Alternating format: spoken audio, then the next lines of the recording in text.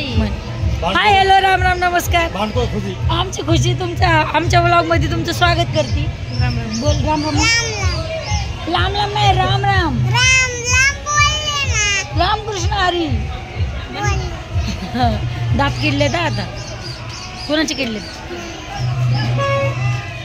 Bye कर आहे complete. मला येतो म्हणून 8:45 झाल्या. 7-8 वाजल्यापासून मला म्हणतात येतो तेवढे पापड आणि दुसरं म्हणजे एवढं सगळं हे एवढे शेंगदाणे आणि एवढे हे कधी करणार आहे सांग. मी एकटी मला नाही होत काम जमत नाही इतकं करायला. हे पोरगं तर काय करायला मागत नाही. चल येतो इकडं. तू इकडे ये थोडंसं साईडला सारते तर ते इकडे ठेवायला पाहिजे होतं. आणि आता हे तळलेले आहेत ते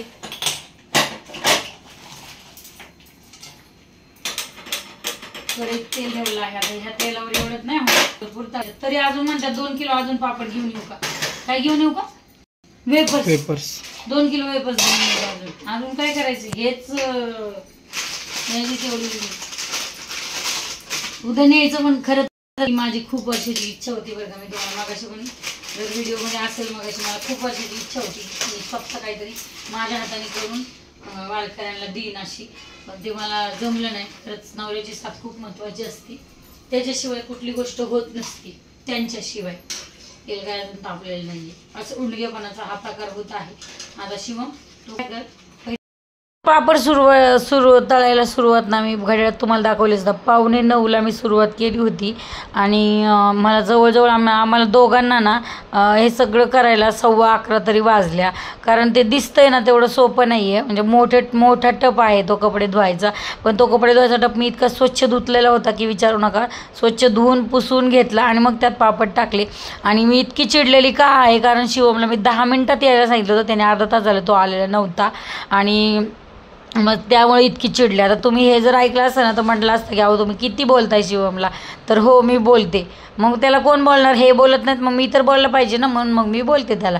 चला तर मग ह्या पापडावर ना थोडंसं टेस्ट असावी जरा वेगळं लागावं म्हणून थोडीशी आपली विकतची जी मिरची पावडर असते एव्हरेस्टची वगैरे ती मी त्याच्यावर टाकलेली आहे. आणि असे आता हे पॅकेटचं काही मी मोजले नाही. पण पापड मी व्यवस्थित पहिले तळले आणि तळून चाळणीमध्ये घातले. चाळणीमध्ये घालून त्यानंतर मी त्या टपामध्ये टाकले. टपामध्ये पेपर टाकला होता. आणि त्याच्यानंतर शिवमचे पप्पा आल्याच्यानंतर शिवमच्या पप्पांनी पहिलं तरी बॅग स्वच्छ पुसली आणि पुसून त्याच्यावर टाकले पापड. आणि पापड टाकल्याच्यानंतर मग मिरची पावडर टाकून आम्ही दोघांनी अशी छान पॅकिंग करायला सुरुवात. तर तो दुपारीच तो आत्याला बोलला होता की मी काय नाही करू लागणार. तर त्यांनी तसंच केलं. अजिबात त्यांनी हे करायला मदत केलेली नाही आहे. मग दुसऱ्या दिवशी रात्री सगळं आवरलं आणि सगळे हे सगळे ह्या पिशव्यांमध्ये भरले हे सगळे पापड. आणि आम्ही दोघं निघालो. म्हणजे आम्ही दोघं सोबत गेलो आणि शिवम एका गाडीवर होता तो पाठीमागे. ते तुम्ही आमचं लोकेशन ओळखलं का. इथंच राहते मी. इथं जिथं विठ्ठल आहे ना आमच्या इथं एक विठ्ठल आहे तिथं आम्ही राहतो. चला तर मग गावात गेल्याच्या नंतर हडपसर गावामध्ये हे वाटायला सुरुवात केली. आणि खरं सांगू का ह्या वारीमध्ये ना वाटायला गेलं ना त्याच्यामध्ये वारकरी कमी पण जे लोक असतात ना आपण बोलू नाही असं पण ते पारधी ज्या बायका आहेत ना त्याच जास्त प्रमाणात होत्या आणि त्याच घ्यायच्या. आता ह्या सगळ्या बायका बघा एकसुद्धा वारकरी नाही आहे. 2-2 4-4 घेतात. त्यांना काही वाटत पण नाही. आणि हे खूप चुकीचं आहे. म्हणजे आपण ज्यांच्यासाठी सेवा करतोय त्यात ह्यांचं तर असं वेगळंच की तू बी दे मी बी दे. मग एक लोक 4-4 घेत होते. म्हणजे जे आपल्या लोकांना जे आपल्याला वारकऱ्यांना लाभ द्यायचा ना ते लोक सोडून या बाकीचेच लोक घेतात ना ते मला असं आवडत नाही. आणि खरंच आम्ही पण तिथं उभा होतो ना गेलेल्या भागामध्ये आम्ही उभा होतो. आम्हाला पण लोक पाणी घे किंवा वेपर्स घे केळी घे पण आम्ही कोणाच काही घेतलं नाही. कारण वारकऱ्यामध्ये आणि भाविकामध्ये खूप फरक आहे. आपण भाविक म्हणून जातो. आता लोकांचं बघा ना समाधानाचं नाही पण आपण आपल्या पद्धतीने करतोय. आणि ते माझी मनाची इच्छा होती. मी तुम्हाला म्हटलं ना की त्या मावशीने मला सांगितलं होतं की एकादशी येते तुमच्या दिवसात. हेच बघा मुलींनी 2 का 4 घेतलेत. एवढं कसं काय लोक डेंजर असतील मला कळत नाही.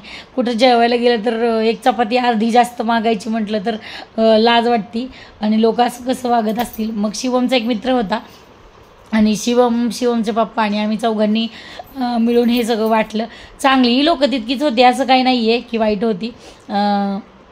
चांगली तितकीच होती. आणि हे जे लोक आहेत ना हे जे हावभाव करतात ना ते वारकरी नव्हतेच. ते लोक पारदेचे ते बायका असतात ना, तेच लोक होते बघा. हे आता ही वारकरी बाई आहे, समाधानी बघा, चेहऱ्यावर आनंद आहे, चेहऱ्यावर समाधान आहे. एक मिळालं तरी त्याचं समाधान आहे.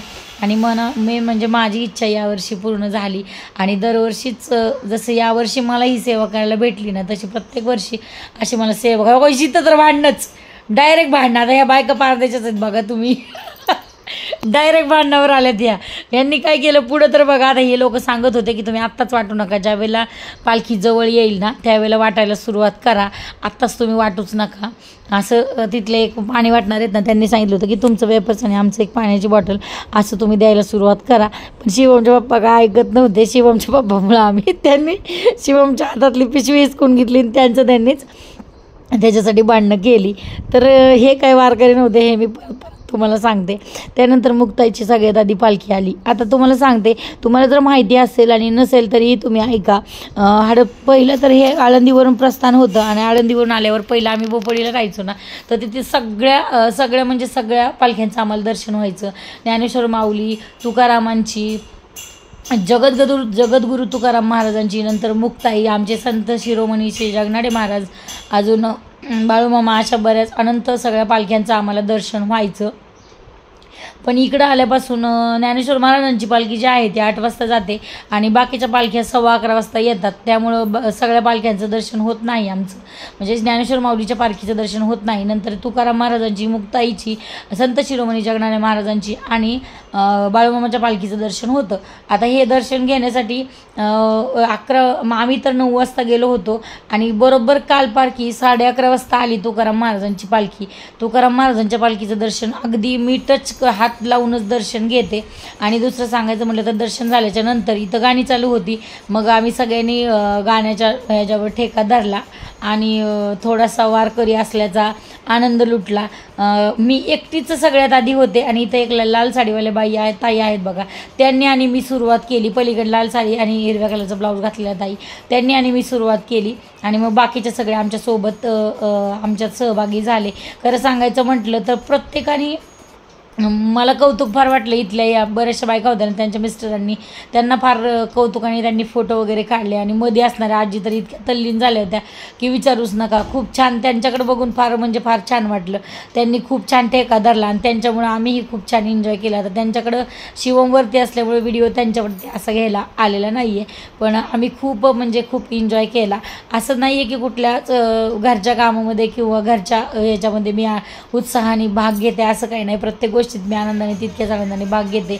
आणि मेन सांगायचं म्हटलं तर मला इतके सारे लोक ओळखतात ना, माझे फॉलोअर्स इतके हजारो लाखोमध्ये नाही आहेत माझे चाहते, पण मला जे काही ओळखतात ना, माझी चांगली ओळख जी निर्माण करून दिला इंस्टाग्रामनी, यूट्यूबनी, त्यासाठी तुमच्या सगळ्यांचं खूप धन्यवाद. सगळ्यांनी माझ्यासोबत खूप सारे फोटोज काढले, व्हिडिओज काढले, माझ्यासोबत फुगडे खेळल्या आणि मला जे जमल त्यांना मी या व्हिडिओमध्ये काही लोकांनी इंस्टाग्राममध्ये घेतले. हॅलो, राम राम, नमस्कार.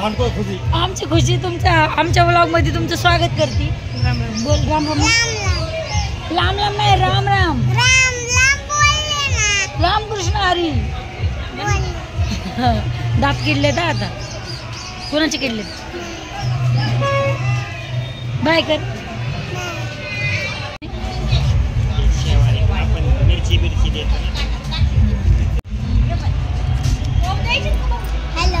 हॅलो. इथेच मंडईत तर जी खिचडी बनवलेली होती ना, तीच खिचडी आम्ही सगळ्यांनी मिळून खाल्ली. पलीकडे बसलेले माझे 2 दीर आहेत, ह्यांना तर तुम्ही ओळखताच, त्या माझ्या दुसऱ्या सासूबाई, ह्या दुसऱ्या सासूबाई. आणि इथेच आपण ब्लॉगला शेवट करूयात. शेंगा